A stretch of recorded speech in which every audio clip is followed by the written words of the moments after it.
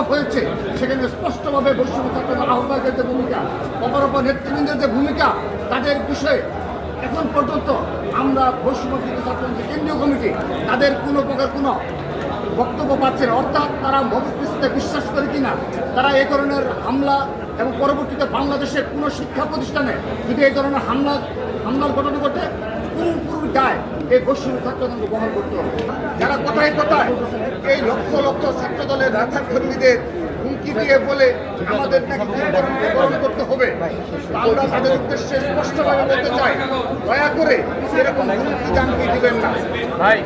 ছাত্রলীগের স্টাইলে দয়া করে হুমকি দাবি দিবেন না। আপনারা যে স্থানে থেকে এই হুমকি দামকি দিচ্ছেন, ছাত্রলীগের সভাপতি সেক্রেটারিও এই জায়গায় থেকে হুমকি দামকি দিত এবং আমাদের সম্পর্কে সবসময় এ ধরনের অপরাজনীতি ষড়যন্ত্রে লিপ্ত থাকতো। সে কারণে আপনাদের দিকে বিনীতভাবে অনুরোধ জানাচ্ছি, আর কখনো ছাত্রদেরকে হুমকি দেবেন না। আপনারা যদি মনে করে থাকেন, একটা কথা স্পষ্ট বলতে চাই, যারা পারে তারা কখনো হুমকি দেয় না, তারা বারবার এভাবে সোশ্যাল মিডিয়া অপপ্রচার করে না।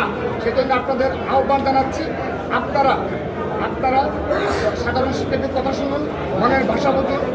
সেজন্য আমরা আবারও এই জুলাই আগস্ট আন্দোলনের যে ঐক্যবদ্ধ আমাদের একটি গড়ে উঠেছে, আমরা সেটি বজায় রাখতে চাই। সহনশীলভাবে সবাইকে নিয়ে আগামী বাংলাদেশ বিনির্মাণ করতে চাই। সবাইকে ধন্যবাদ।